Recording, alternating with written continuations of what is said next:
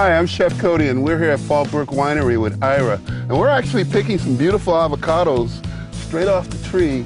And actually, Ira, did you say that the avocados that we're going to be using on the salad was done a couple weeks ago? Yeah, the avocados that were picked 2 weeks ago are the avocados that we'll use in the salad. Avocados do not ripen until they're picked, and the longer they hang on the tree, the bigger size they get.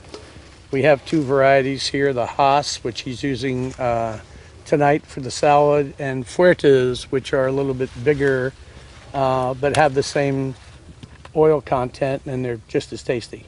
But if you ever really want to try something delicious, stay tuned and check out the salad that we're going to be doing in a few minutes. Hey, welcome to Catch the Spirit.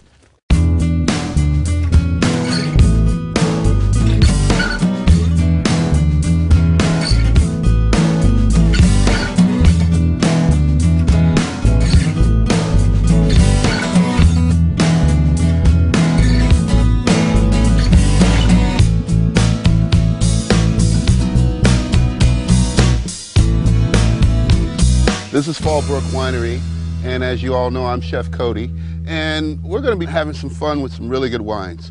We're going to be doing a nice avocado salad with this beautiful Sauvignon Blanc, and then we're going to, the second course, the main course, is going to be really, really good.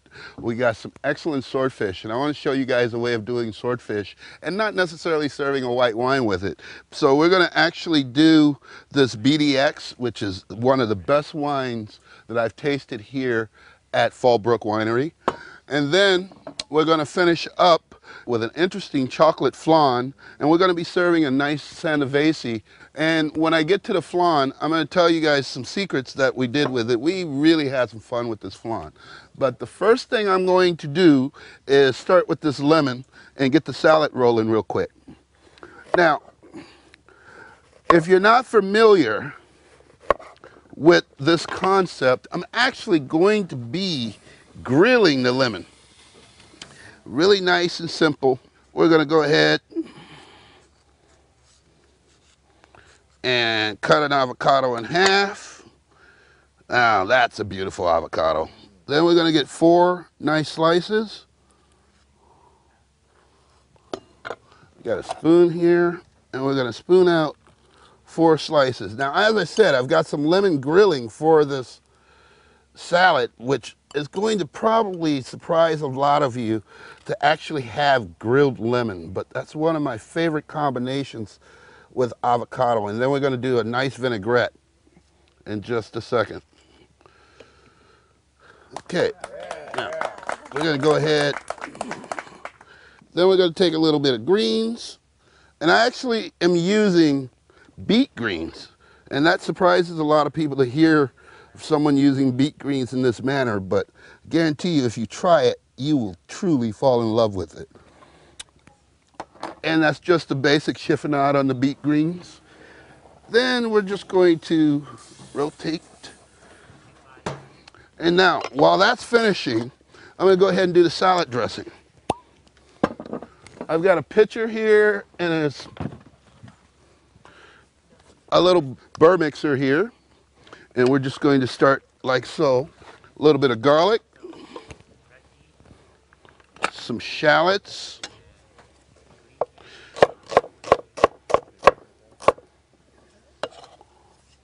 now what we have in here is actually grilled lemon, and it's going to really surprise you because you're never going to ever taste something like this again unless you actually take the time to grill your lemon. And yes, we are using the skin and the rind as well. There you go. And then a little black pepper,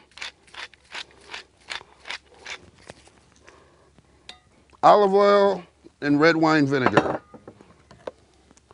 And then we're just going to, and you want to get a nice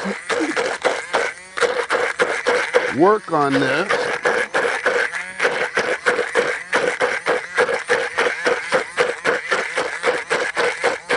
Now, the secret to this is to go ahead and add a little bit of Sauvignon Blanc directly in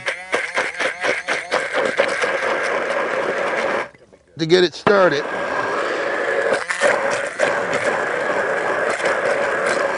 And then we're going to go ahead and do a little bit of red wine.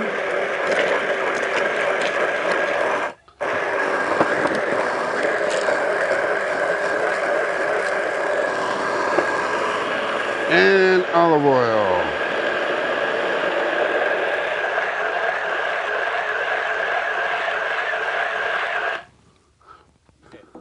And then we're going to hit it again with salt and pepper. I'm going to try it real quick.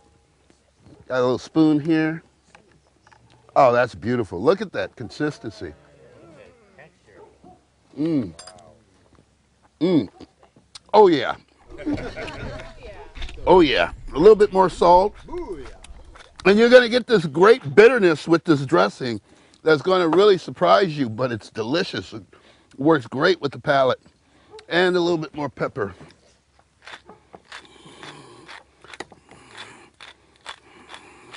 Then I'm just going to hit it one more time with the burr mixer. Now don't worry about all the pulp and stuff in here. That's what makes this dressing so special, because you're going to get that bitterness from the lemon, and then you get that great flavor from the wine. And I've got a little bottle here that I'm going to pour the dressing in.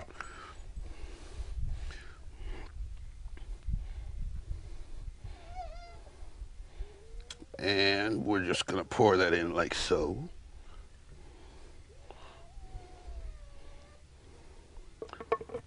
And try not to spill, which for me, I'm always going to spill, so I just get used to it.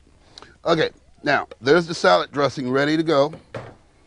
And now, salad dressing's ready, and the lemon is perfect. Now, like I said, it's just a really simple grilled lemon, and we're just going to take a little bit around the top.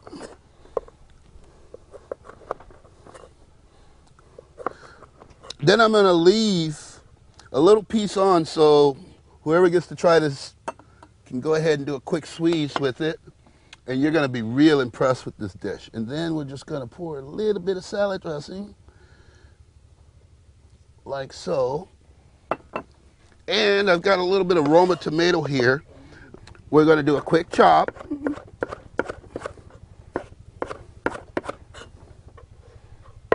And then, after we get a nice chop there, like so, we're just going to take that and do a quick sprinkle over the top, like so. Now, okay, now what we have here is an avocado salad with grilled lemon, a little bit of beet green, and some Sauvignon Blanc salad dressing with grilled lemon as well. Now, the next dish we're going to do is this interesting swordfish. But before we do that, let's go over to Chesapeake Fish Company and have Mark Bailey give us a quick little tour. We don't have a retail shop. We don't sell to the public, but anywhere from a grocery store to a casino, hotels, restaurants, convention center, and personal chefs. This is our production area. This is where we cut fish, build the orders, ice things down. This is kind of the main hub of the operations. So what do we have here? It's just one of the species they're cutting here would be a Pacific cod. So we'll get that fish in, head it and gut it, and they'll fillet it into a portion for individuals. When did Chesapeake Fish get started here in San Diego? 1915. We're coming up on 100 years here shortly. So 1950? That's it. Really? That's amazing. Who do you supply to on the local market? We supply here locally in San Diego, Henry's Market, Sprouts Market, Windmill Farms, Boney's, Harvest Ranch, a lot of the smaller, more independent stores. Oh, okay. So your product is available in all the local independent stores in the area? Absolutely. From here through, all up through LA, out through Palm Desert, we deliver with our own trucks 6 days a week. Okay. You're going to rotate all this stuff out by the end of the day? It has to. We're not like beef. We don't get better with age. So every day and every minute this stuff sits here, it's not getting any fresher. So. And what other products do you actually get from the dock here locally? Locally, there's a vast variety of species. Everything from spiny lobsters, sea urchins. You know, that's the uni that you see in sushi bars. That stuff goes right to Japan. We get local white sea bass, California halibut, Pacific yellowtail, amberjack family. We get sharks, different variety of sharks, and then the tunas as they migrate by. We'll get a variety of bluefin to yellowfin tuna. And you do know that later on today we're going to be working with some of your beautiful swordfish, right? Absolutely. That's a local species that we get right here off the dock, and can't get any fresher, better quality than that. So, do you have the swordfish I'm going to be working with later? Absolutely. We had these guys cut it up for you, make sure it's ready to go, and this is your sword loin. Oh, beautiful. Oh, I'm going to have some fun with this. Ladies and gentlemen, you are going to be really surprised what I do with this later. You notice that beautiful red bloodline right there. Notice that the skin is still nice and firm on the fish and it's not lifting. This can't be more than a day old. I mean, it's just beautiful. One of the biggest things that I notice is most people are still back in the 60s and 70s with the old concept of fish, chicken, white wine, red meat, red wine. So I want to play with a different concept real quick and see what you people think about this. And you're going to love it. And I know that because I tried it at home with my wife. And Linda, how was this dish? It was great, honey. In case you didn't hear it. Yeah. She called me honey. I feel real good about that. And we're also going to bring up Vernon. He's one of the winemakers here, and he's going to tell us about this delicious BDX that they're doing here. Come on up, Vernon. And ladies, he's single. Don't tell my girlfriend that, though. Don't tell his girlfriend that. Okay. Now, Vernon, tell us a little bit about this BDX. I mean, I was really surprised at how great the flavors were with it. It just blew me away. The BDX is part of our state series. It's probably our flagship. I consider it one of our top shelf wines. It is made with 5 different grapes. Oh, really? The majority of the grapes that we use are the Cabernet Sauvignon, okay, Merlot, and then blended in proportionally for taste and balance is Cab Franc, okay, Malbec, and Petit Verdot. Okay. Now, what I'm doing right now is I'm making a little bit of marinade for the fish.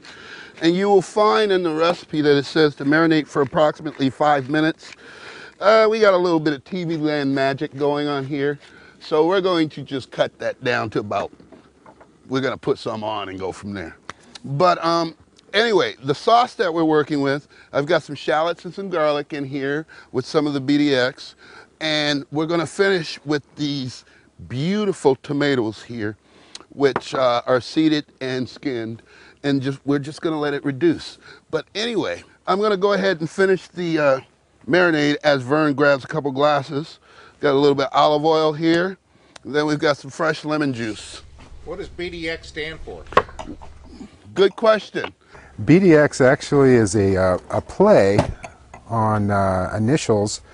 We use a type of yeast here at the winery that is called BDX, and it's based on a Bordeaux strain of yeast.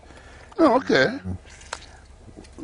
Within the United States, we're losing the capability of using some words that traditionally come from France and part of the European Union. And what's that? Bordeaux happens to be one of them. Well, they want their region of France back. Is that kind of like the champagne problem that we had in the past? Yes, it is. Oh, okay, that makes a lot of sense. So to keep it within class, we decided to go with BDX because it rings of that same flair. And it's ours. Okay. Can I give it a sample? Absolutely. I poured you a glass here. Oh, okay.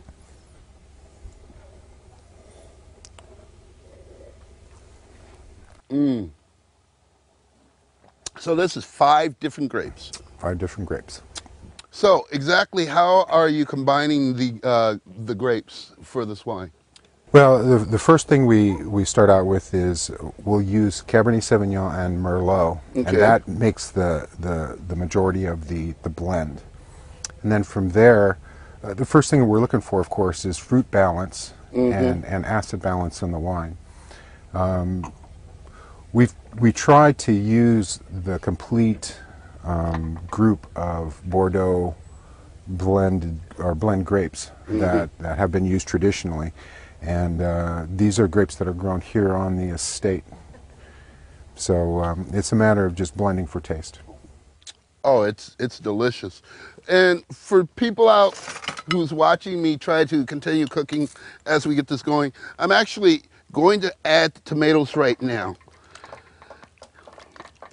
And you guys out in the audience is going to love this. This dish is surprisingly delicious. And then what we're going to do is just stump these a little bit and then just let it reduce down. And there's one other thing I need to do. I need to go ahead and put the swordfish on. And we have some truffle polenta here that we're going to put on as well. Truffles. Yes, the mushroom. Someone asked about truffle. It's actually the mushroom, the truffle mushroom, or the fungus. It's not really a mushroom, it's a fungus. And it's going to be fantastic. Now, go ahead, sir. The swordfish considered a white dry fish? That's a good question. You know, I've got Mark here from Chesapeake Fish. Vernon just asked, is the swordfish considered to be a white dry fish? Well, it's certainly a white fish, but it's very moist. If you overcook it, you can certainly dry it out, just like any other protein. But we use the rule of you just cook it to the texture and the consistency that you like personally. But it's a very meaty, firm fish for people that aren't real fish eaters. It's a good place to start, that or a northern halibut. But it's an outstanding protein. I'm going to go ahead and do the vegetable on this real quick. We're just using baby carrots and asparagus. Now these are the green tip baby carrots. They're fantastic. So Vernon, tell me about some of the other wines that you guys do here, because I mean, I was real impressed with a lot of the products that you do. Like for instance, this beautiful Sauvignon Blanc that I tried when I was here, and I also used it with the salad. Give me a little bit of background on this product. Yeah, the Sauvignon Blanc is won really quite a few awards this year up and down the coast. This year? Yes, this year in California. These grapes come from Monterey County, a vineyard called Lockwood, and it's a very aromatic wine, and we ferment it that way. You control aromatics by controlling the temperature of the fermentation. Okay. I really like doing a Sauvignon Blanc. It's a fun grape to work with. Sounds like it. You guys are right on all your products. Who do you guys sell to? Because I was hearing through the grapevine that you guys sell to a lot of hotels and stuff like that. Well, we have a few hotels that we sell to. The majority of our wines go to restaurants within San Diego County. Oh, really? And we have several outlet stores that we also sell our wines through, Costco being one of them. Oh, okay. Okay, now, one of the other things I'm going to do is I'm going to take a little bit of this bread. This is homemade, by the way. And we're going to have a little fun with it. Now, this is going to surprise a lot of you guys because we kind of did something weird with it. Well, you can't quite tell on that piece, but you'll be able to tell here. We actually braided whole wheat and white. Oh, yeah. And did a nice roll, like so. It's kind of like, you're from Louisiana, aren't you? No. Oh, you're not? Too bad. Too bad, you should be. It's kind of like a king cake concept that you'll find in Louisiana. But anyway, I'm going to do something kind of shocking. I'm going to actually grill the bread. And I'm just going to spread a little butter on there. Just grill a piece of bread. And look at that swordfish. It's coming along just perfectly. And now I'm going to flip the swordfish one more time. And to finish this dish is very, very simple. Okay? What we're going to do is we're going to take the polenta and we're going to just place the polenta in the center of the plate. We're going to take this beautiful medium rare swordfish. It's just perfect right now. And we're going to go just like that. Then we're going to take these beautiful vegetables And we're going to put one there. You like vegetables, dude? You know this is your plate, right? Yeah, I'm catching that this is my plate. Okay. I've got a nice ladle here, and the sauce is just coming. Now look at this sauce. Isn't that beautiful? The heirloom tomatoes are just going to just blow you away with this. And as Vern is about to tell you, you know something? I'm gonna let you taste this sauce. Oh. Just the way it is, because I think you're gonna fall in love with it. Isn't that so simple? It's really nice. You know, So with the tomato and the wine, that really comes through. yeah, and it's so simple to make. I mean, there's no thickening agent or anything in here. Then we're just gonna take a little bit of sauce. We're gonna go right over the fish and the vegetables. And I want you guys to realize now, like I said, we're using red wine. We're using a polenta with mushroom. Okay, I'm gonna garnish it with two things. I've got a little basil here, and I'm gonna put a little basil on the bottom like that. Then I've got the grilled bread that I just threw on, and I'm gonna put that right up there like that. Now, Oh, that looks fantastic. you guys would fall in love with this dish, I guarantee you. But it is so simple. Now, what we have here is we have truffle polenta, and I've got some different mushrooms in there that I just sauteed and ground up, and then I did a nice truffle and then a little bit of truffle oil. Then we have grilled swordfish cooked medium rare. Then we have a nice vegetable, and then we have this beautiful, beautiful sauce made with the BDX wine here at Fallbrook Winery. And okay, Vern, go ahead and give this a sample, and you're gonna find out it's just to die for. And don't forget to try the polenta too. It's fantastic. I think you're gonna enjoy the combination together. Should I try them both together or just Yeah, separately? try them both together. Okay. And don't forget to try a little wine with it.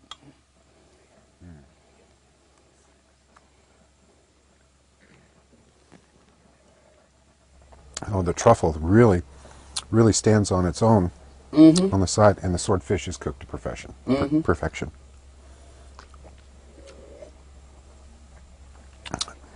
Now, I have to do that again because that's really good with the swordfish.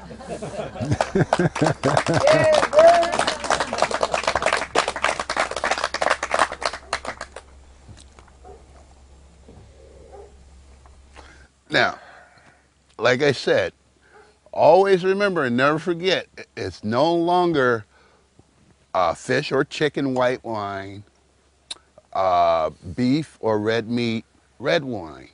Play with it, have some fun. I think you all will be very impressed with the things that you come up with. Vern, here's your plate. Grab your wine. I'm going to go try something different. Thank you very much, Vern.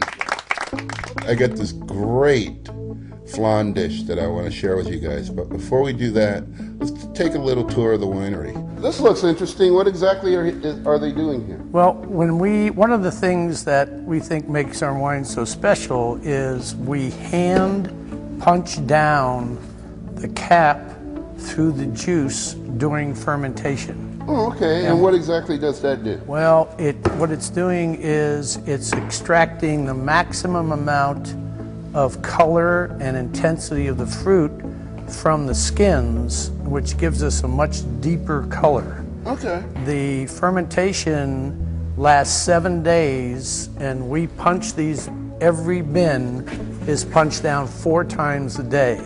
4 times a day? 4 times a day, so that's why these guys are in such great physical shape, see? And all you're doing is you're pressing the cap and the skins down through the fermenting juice. See, it's a lot harder than it looks, isn't it? Yeah, but that I is should what. bring out my workout partner. There you go. And do this a couple times a day. But that's one of the primary reasons why we're getting the amount of color and intensity in the fruit that we get from our red wines. Oh, okay. And we do this with all our wines. I'm tired already, dude. All right, man. All right, these are the aging cellars at the winery. We have some of our estate grown wines here. This is a Syrah from the current vintage, 2009. We'll taste a little bit of the Syrah here. This was put into barrel about 3 weeks ago, and it's already tasting pretty good. Good name for the tool he's using is called a wine thief, stealing wine from the barrel. Very important tool. What we have behind us is a series of stainless steel tanks that are jacketed, so they have cooling solution in them, which helps us to regulate the temperature of the wines. Several of the tanks we use for fermentation. Some of them are just hold the wines before they're bottled, and we're able to do the chemical analysis and hold the wines in those tanks. We press off the juice and it goes either into a small container like these plastic ones or a large container depending on how much we have. This tank, for instance, would hold about 12 tons of red grapes if that's what we were working with. Because everybody's tastes are different, there isn't one wine that's just the best. Like I said, I can't stress that enough. Tastes are individual, it's completely subjective, so drink what you like, taste for yourself. Don't read too many reviews, just go taste the wine. We've got time for one more quick dish. I'm going to invite Duncan, he's the master winemaker, to come on up and tell us a little bit about their great wine, the Sangiovese. And also to pour me some of it. Okay, Hi, Duncan. Well, Sangiovese, as some people might know, is probably the finest grape in the Tuscany region of Italy. Italy has a couple different grapes that would vie for that title. Something else up north, but in the Tuscany region, Sangiovese is king. So we're growing it here. We felt it would be a good match for our soils and climate, and we are really happy with the results so far. A little bit of the flan, and believe it or not, it's very light. Then we're just going to take a little bit of the strawberry sauce. Just go like that. And I actually put a little bit of essence of anise. Okay, now I want you to try this, and I want you to realize that that anise is really going to be very, very smooth along with this wine. Duncan's going to tell you how it works.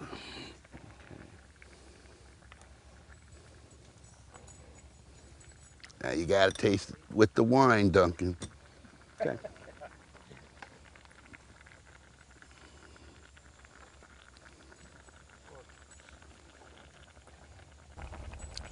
Goes really well. You know, Sangiovese typical has a little bit of that licorice or anise. So it does really go very well. The strawberry is very smooth. It's an interesting combination. I'm glad you're enjoying it. Thank you all for joining us tonight. And let me get ready to feed you all real quick. Yeah.